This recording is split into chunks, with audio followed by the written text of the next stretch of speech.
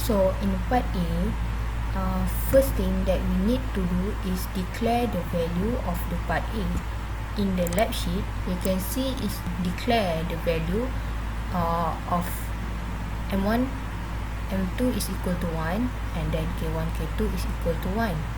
FV1 is equal to 2, FV2 and FV3 is equal to 1. So the next is by using the syllable mat, SYMS, SF is to declare the two symbols. So the first is for the A. This matrix was defined by referring the lab sheet M1S squared plus FV1, FV2 S and plus K1 and K2. It negative because it's shared with X2. So K2, so FV2S plus K2 X2. M squared is plus FV2 and FV3S plus K2 minus by FV2S plus K2 because it's shared with M1. So the first we need to arrange the matrix form by referring this. The A1 is a matrix for X1, so we need to replace 0 and F to the X1 and copy back the X2 matrix. And then for the next is matrix for L2 is for X2 is replace the 0 and F in the X2 and then copy back the X1 to determine the transfer function. So the code of X1 equal to determinant A1 is over the determinant A, and then for X2 is determinant A2 is equal by determinant A. After that, the transfer function will answer like this. And then to plot the step response graph, determine the numerator is equal to 1, 1. The denominator is equal to 1, 5, 8, 5, 1. So by declare the SYS X1F is equal to TF, transfer function numerator and the denominator.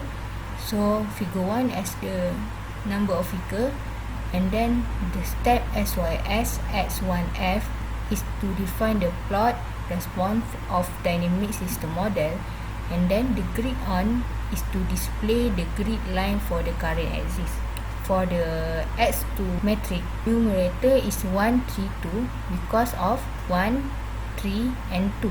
For the denominator is 1, 5, 8, 5, 1. The SYS X2F is the transfer function numerator and denominator.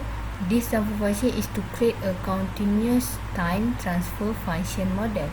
Repeat the same thing, figure 2 for the X2, then step SYS for the X2F and grid on.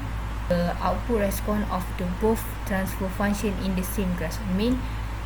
The X1 and this X2 need to combine.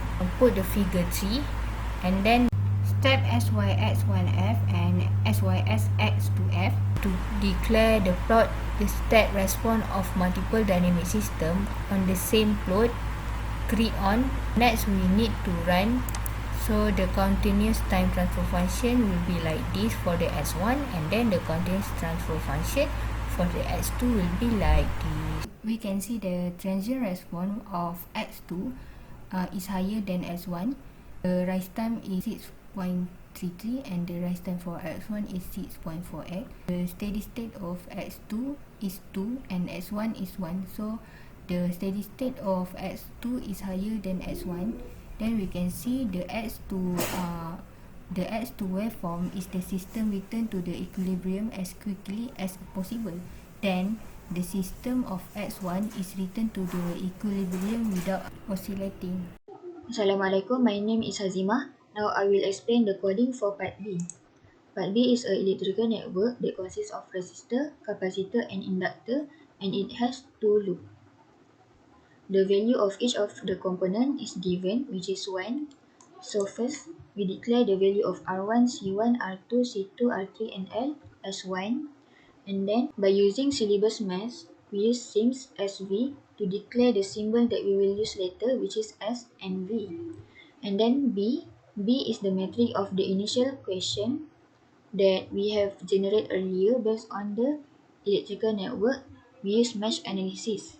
And then B2 because we want to find the current across the second loop. So we change the second column with V and 0, and then we keep the first column as it is.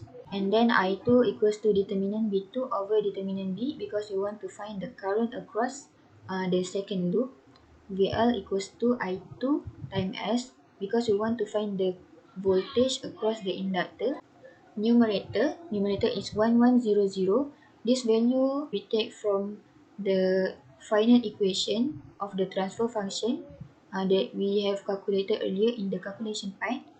And then the denominator is 2541. And then SYS VLs equals to TF numerator denominator to create a continuous time transfer function. And then the step SYS VL to generate the voltage of the inductor through time. And then grade on is to display the voltage. This is the value of I2 and voltage across inductor. And this is the continuous time transfer function. As we can see, the numerator I fill in 1100 and this is 11. And then 2541, so I fill in 2541. After I click the run, the step response will appear like this. To find the good value, we click on this. So we know that the peak amplitude is 0.5, and then the settling time is 7.74. The final value is 0, and the rise time is 1 second. For calculation part A, the equation is derived from the mechanical systems figure by using translational method. Then the equation is assigned as matrix A before calculating its determinant. By using Cramer's rule, we find A1 and its determinant followed by A2 and its determinant. As for A1, we replace the first column with 0 and Fs, while for A2, we replace the second column with 0 and Fs.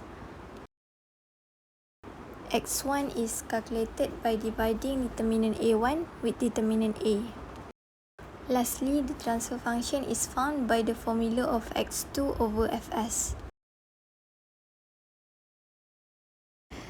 Now I'm going to discuss the calculation for part B. In this part, the mesh analysis method is used to find the transfer function VLS over Vs. As shown here, two loops is assigned first, which is I1 and I2. Then the equation for both loops is derived from the circuit. Then the equation is turned into matrix B. The determinant of B is then calculated. By using Cramer's rule, we find B1 and B2. As for B1, we replace the first column with Vs and 0, while for B2, we replace the second column with Vs and 0. Then the first determinant, which is B1, is calculated, then followed by determinant of B2. We can use Ohm's law to find VLS, but I2 is still missing. I2 can be calculated by dividing determinant B2 with determinant B. The last step is to find the transfer function using the formula of VLS divided by Vs.